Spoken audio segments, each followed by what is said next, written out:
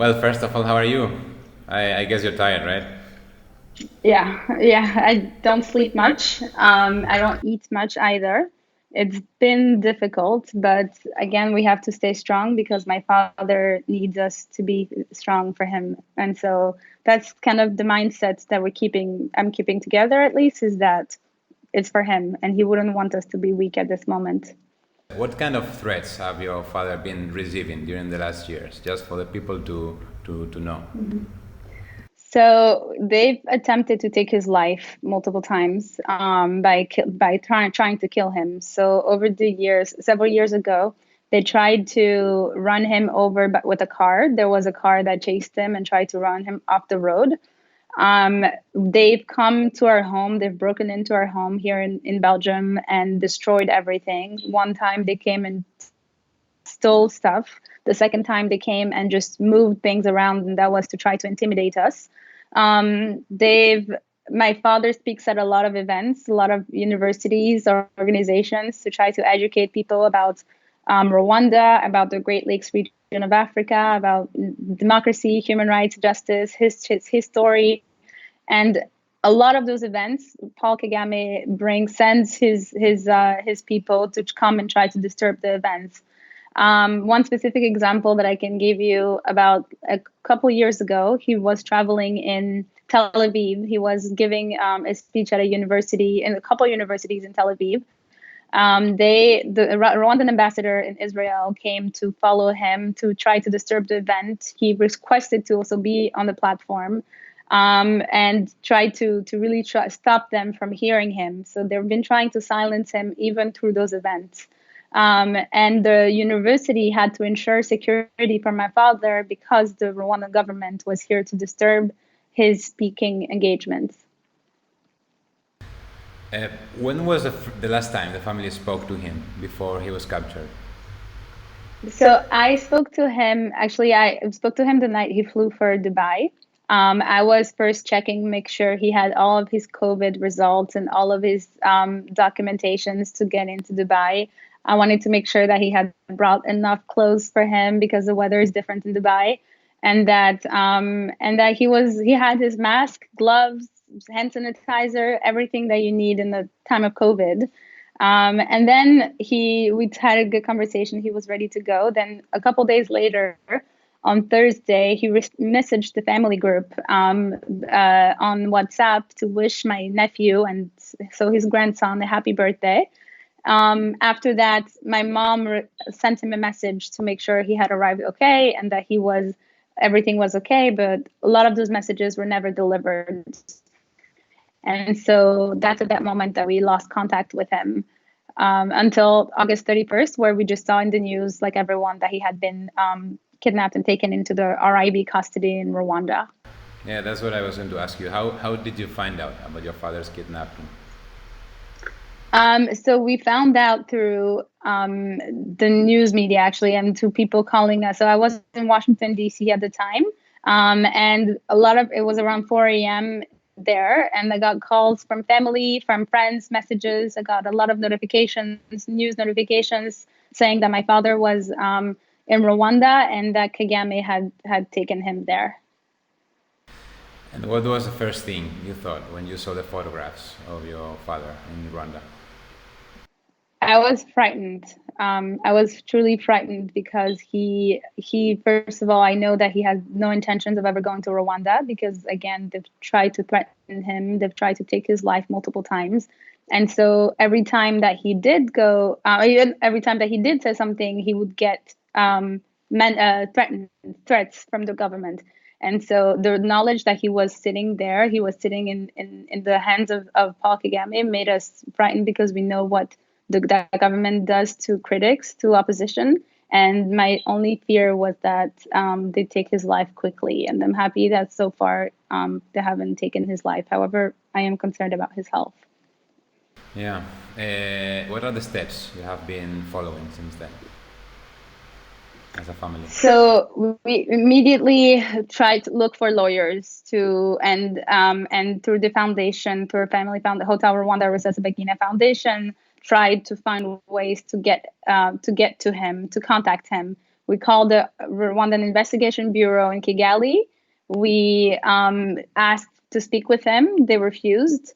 We figured out our team of lawyers as quickly as possible and hired a Rwandan lawyer who has been trying to get to him, and he still hasn't. Whether even if the family has chosen him as our attorney there.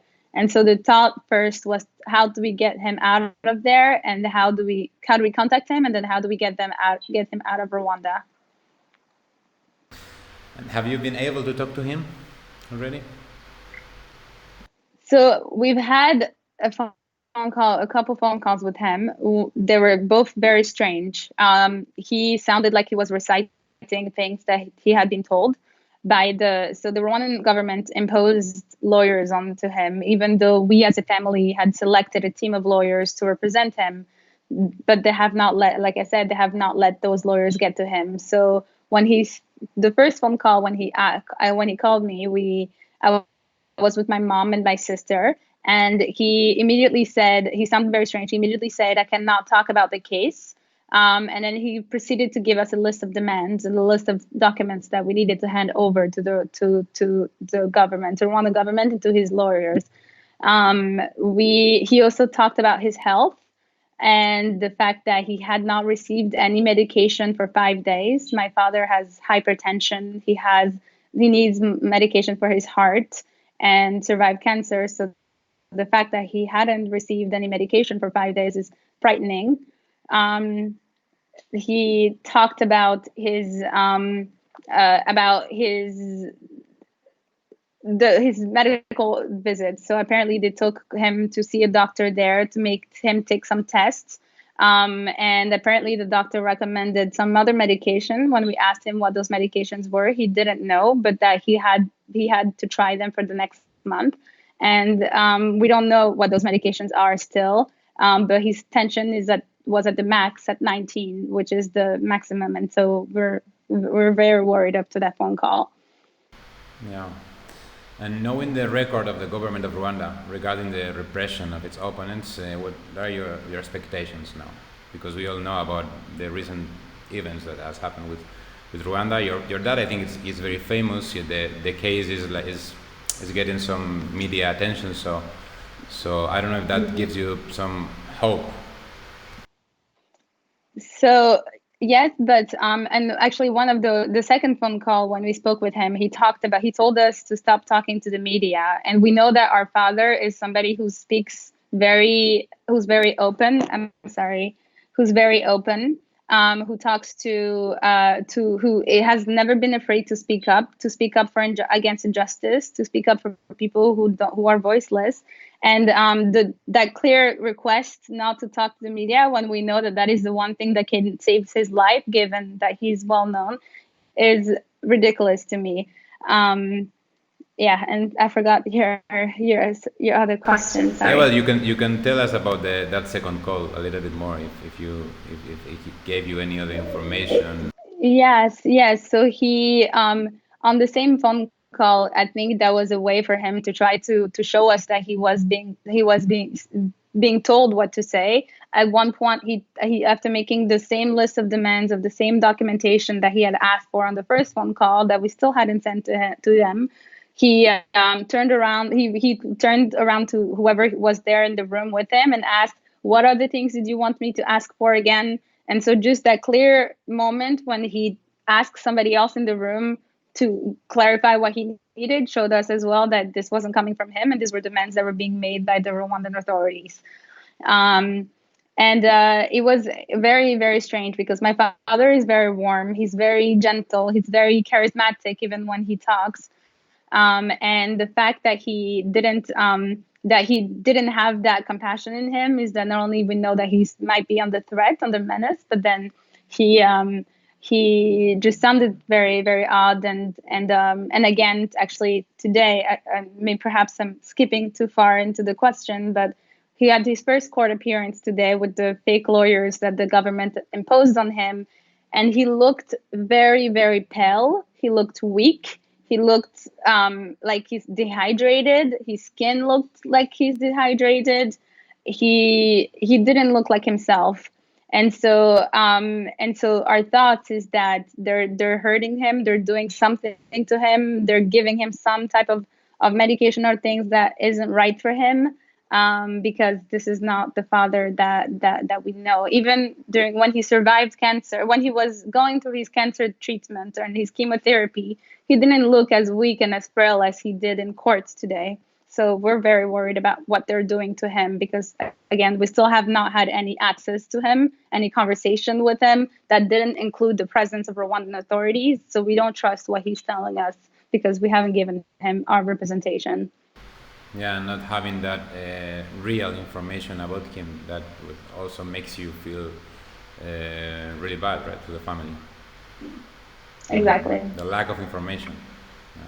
Yes, there has been nothing fair thus far about the way they've treated him, the way they took him away, the way they kept him incommunicado for multiple days, and now just even today the court appearance, nobody told us about it. He's and fake lawyers didn't tell us. Didn't I found out that he was appearing in court through a news reporter who called me this morning, who was in Kigali.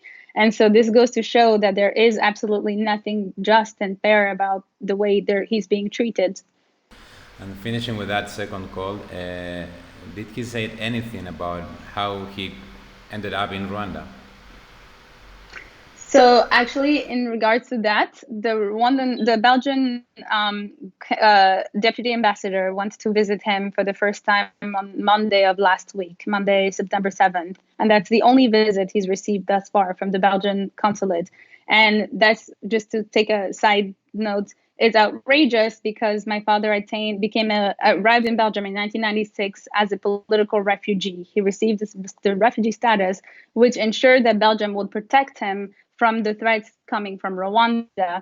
And so when the fact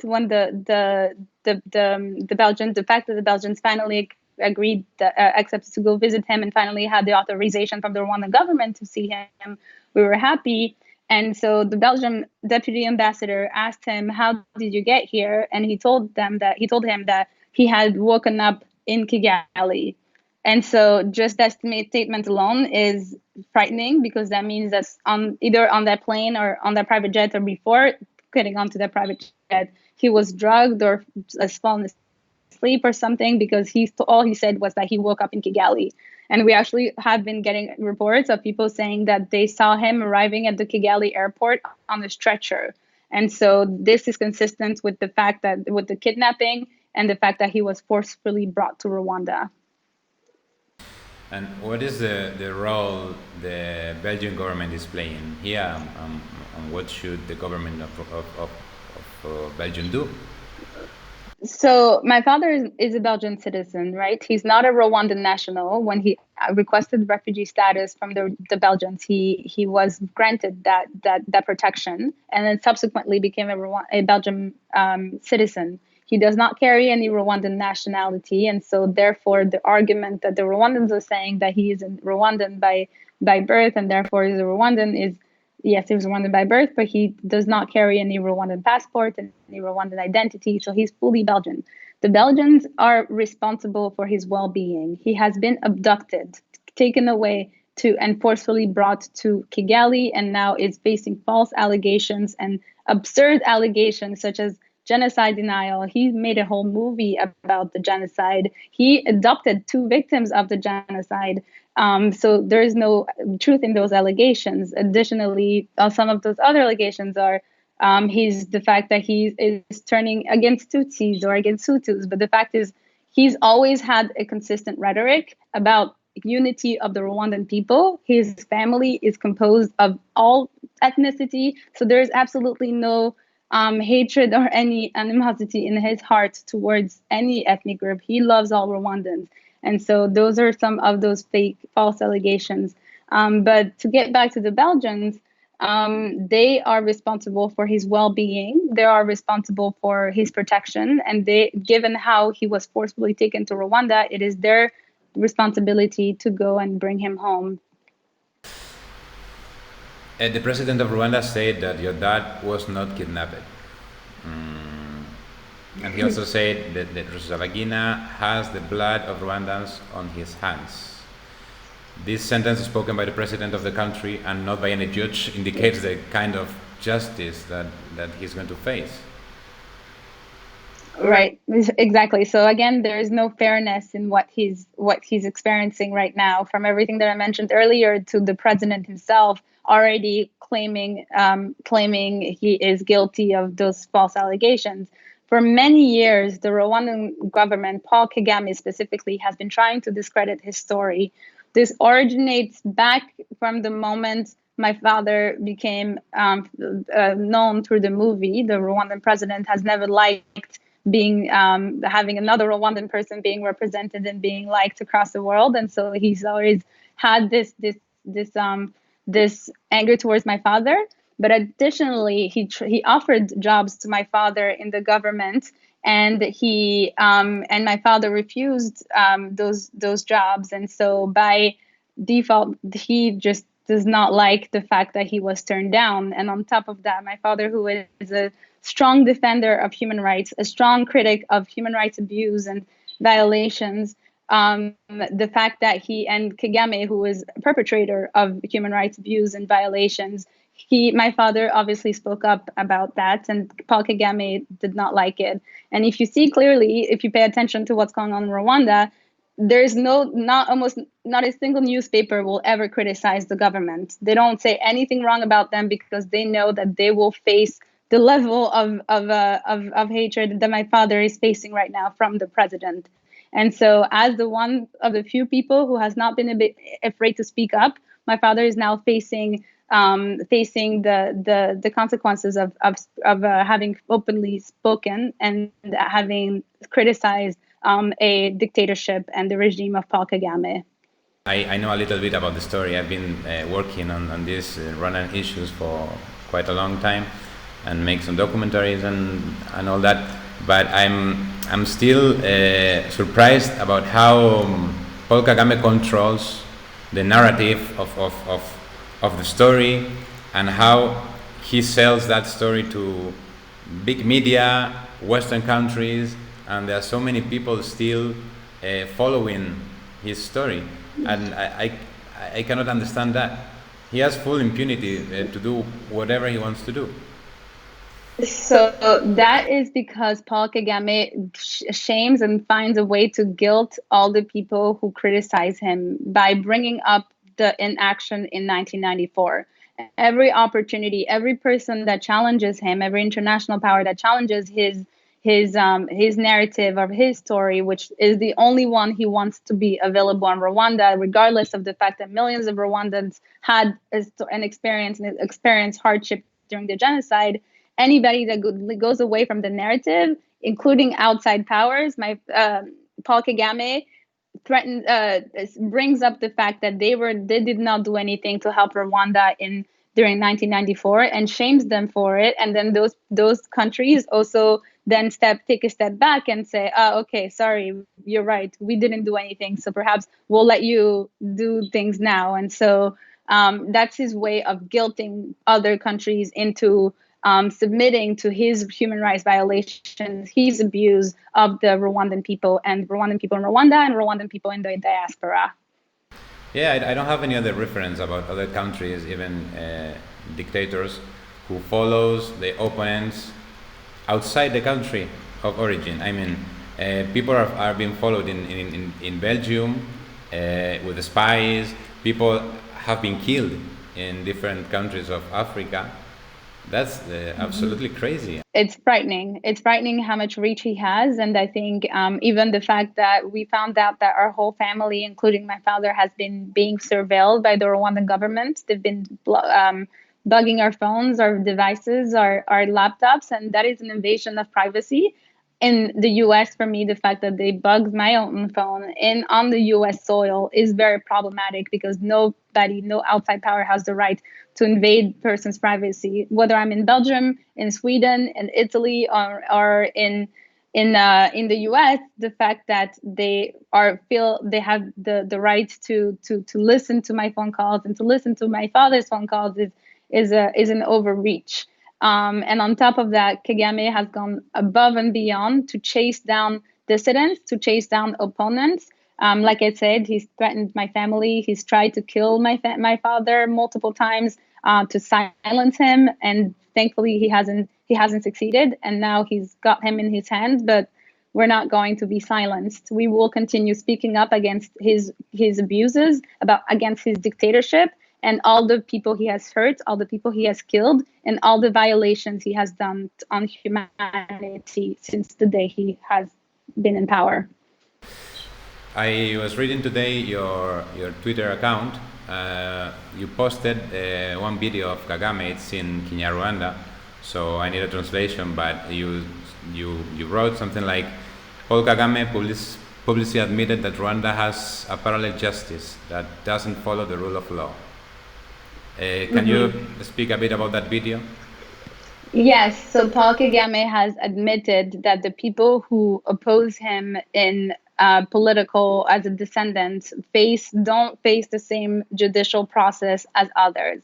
And that means, and you can see that specifically to what my father is going through today. He has not been able to talk to us, almost zero conversation that is not being surveilled or without the hands of Paul Kagame or his people in the Rwandan Investigation Bureau above my father. He has not allowed him to have outside counsel. He has not allowed our lawyers to see him. He has not. He kidnapped him, as a matter of fact, brought him forcefully to Belgium, to Rwanda, and so this already goes to show that there is and then when there is another crime, for example, being committed in Rwanda, those people will go through a different judicial trajectory. And so we know, and the fact that he's made it all clear and said it shows that there is absolutely no justice in what my father is experiencing today. What are your plans? What are you expecting for the future now? They will try, the Rwandan government will force, as they've already been doing, forcefully make my father admit to crimes he didn't commit. Because right now he's being threatened. He's under their hands. Nobody besides the Rwandan government has access or control to him, or even the Red Cross. For example, the Red Cross, I just found out, is not independent in Rwanda. We've reached out to the Red Cross since day one, and we've been trying to have an independent person from the Red Cross to go and visit him, to bring him letters, to make sure he has his medication, to make sure he's breathing okay, that he's not being kept awake all day. But they have not even let the Red Cross in the room with him. And so what we plan on doing is we're going to continue fighting this. We're going to continue speaking up. We're going to implore the international community, the Belgian government, to bring him home, because it is their responsibility. And we will also ask that the international community sanctions Rwanda, that they stop trading with them, they start doing business with them, tourism even. Your life in Rwanda, you and I would not be able to have this open conversation. There is no one even dares to say something, because immediately their lives are threatened. And you can see that by reading all the news report coming out of Rwanda today. Or even if you've traveled to Rwanda, you can sit down at a cafe and try to criticize Kagame. Either somebody will be looking at you in the corner of their eyes, and you'll see people shocked and threatened, and then they'll never speak to you again. And so the fact is, we will expose that, and we will demand that the international community acknowledges that those abuses and helps us bring my father home. He's a good person. He's done amazing things for people. He's always put others first. He's always spoken up for those who were voiceless, and so he doesn't deserve what is happening to him. It's unfair. It's unjust, and we plan on making sure, on calling it out. One of the things that my father has said is that if Paul Kagame ever succeeded at hurting him, or at stopping him from talking and from being an advocate of human rights and justice, that one of the ways to save him, to keep him alive, is to keep talking about him in the media, because that way Paul Kagame will never dare to physically hurt him, knowing that the world is watching.